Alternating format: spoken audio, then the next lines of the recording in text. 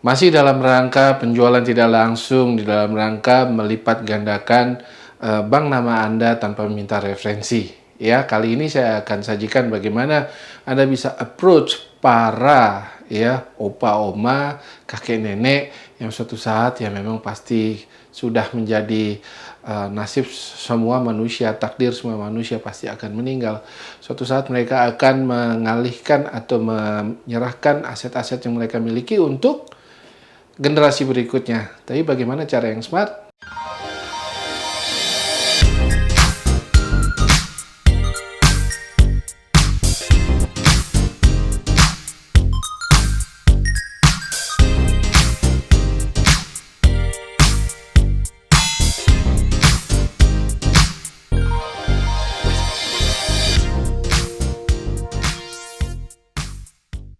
Semangat pagi teman-teman agent dimanapun Anda berada, senang sekali Anda masih berada di channel Tanya Eka, suatu channel yang ditujukan khusus buat agent-agent juara seperti Anda. Banyak sekali di dalam karir saya menemukan orang yang sudah lanjut usia bermaksud untuk bagaimana nih aset-asetnya diserahkan kepada generasi berikutnya. Bagaimana strategi yang paling enak, bagaimana strategi yang paling efisien supaya asetnya bisa tidak berkurang dan bahkan berlipat ganda pada saat yang bersangkutan meninggal dunia kelak. Nah, misalnya ada seorang opa oma yang ingin menghadiahkan 500 juta untuk cucunya, ya, bukan untuk anaknya tapi untuk cucunya. Ya. Nah, dia bisa alternatifnya kan dia bisa memberikan yang 500 juta ini kepada, anggaplah misalnya namanya Adi anaknya ya. Si opa ini namanya Budi, ya. Karena ada yang bertanya di kolom komentar, kenapa sih selama ini contohnya selalu Pak Ruslan? Ada sesuatu yang salah dengan Pak Ruslan? Oke, saya ganti sekarang ya. Anggaplah misalnya si opa ini namanya Budi, yang punya anak namanya Adi. Dan Adi ini punya anak juga, alias cucunya si Budi ini namanya Rudi. Belakangnya Didi semua ya. Oke. Nah, si Budi atau Opa Budi, ia ingin menghadiahkan buat Rudi cucunya 500 juta. Ya. Ini contoh aja ya. Nah, tentunya pada saat si Rudi masih kecil, tentunya uang 500 juta ini mungkin akan dititipkan ke Adi si anaknya ini, ya. Apa yang terjadi?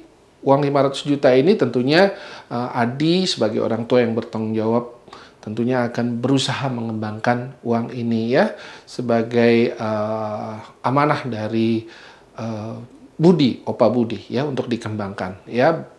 Tapi dalam perjalanannya bisa jadi si Adi mengalami masalah ya, bisa masalah karena sakit penyakit atau bahkan musibah yang lain seperti meninggal, kecelakaan dan sebagainya sehingga Adi tidak bisa bekerja lagi dan terpaksa uang yang tadinya dititipkan untuk Rudi terpaksa harus terpakai untuk biaya hidup dan seterusnya.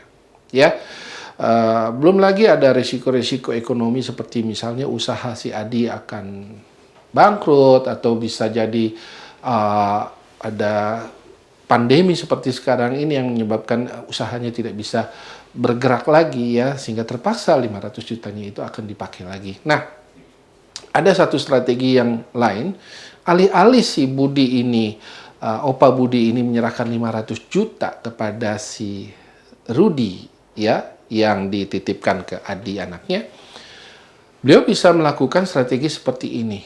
Ya, dia split ya, dia bagi uang 500 juta itu 200 juta sebagai premi untuk asuransi Adi. Jadi dia membeli asuransi di mana tertanggung utamanya adalah Adi. Ya, dengan 200 juta itu dia langsung menciptakan atau asuransi langsung menciptakan uang pertanggungan sebesar 500 juta. Tergantung usia ya, Bapak Ibu, teman-teman.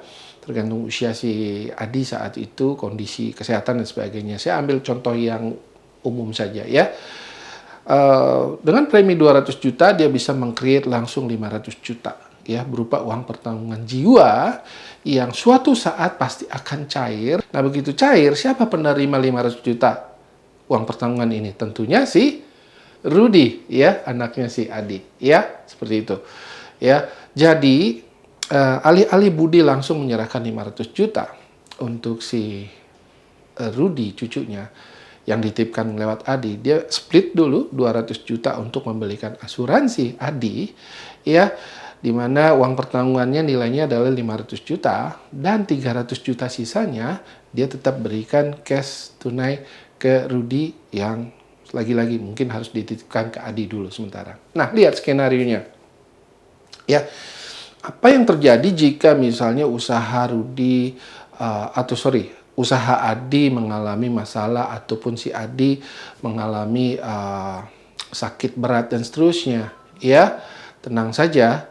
Ya, uang 300 juta itu masih bisa dipakai oleh Adi untuk biaya-biaya, tetapi 500 jutanya karena berupa uang pertanggungan asuransi tetap untuk Rudy, cucunya. Ya, dibandingkan jika 500 juta langsung diberikan seperti itu, kita nggak tahu. Ya, bisa jadi 500 juta itu habis sekaligus dan cucunya ya nggak dapat apa-apa ujung-ujungnya. Ya, jadi teman-teman bisa coba latih strategi seperti ini untuk ditawarkan kepada opa oma yang hari ini mungkin kondisinya sudah tidak memungkinkan lagi untuk ditanggung asuransi, tapi mereka punya aset besar dan aset ini tidak mungkin dibawa ke dunia lain, pastinya akan ditinggalkan untuk anak dan cucunya. Jadi Anda bisa pamerkan strategi ini kepada mereka yang pasti akan jelas lebih menguntungkan. Selamat mencoba. Oh iya, mungkin pada saat video ini ditampilkan pas Hari Raya Idul Adha atau beberapa saat setelah Hari Raya Idul Adha, saya atas nama diri sendiri juga sekaligus atas nama kru dan staf dari Tanya Eka mengucapkan selamat merayakan Hari Raya Kurban dan semoga kurban yang Anda persembahkan benar-benar bisa bermanfaat dan bisa membuat kehidupan banyak orang menjadi lebih baik lagi. Ya, sekali lagi selamat buat Anda yang merayakannya.